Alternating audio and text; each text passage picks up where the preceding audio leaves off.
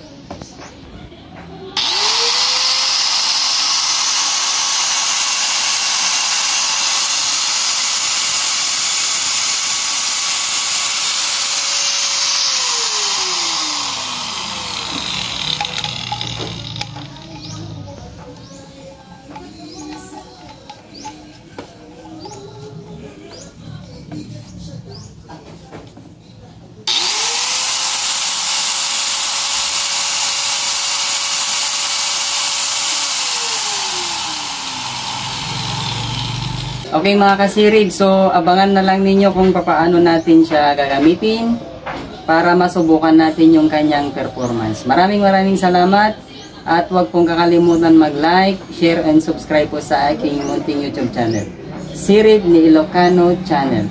May God bless you all.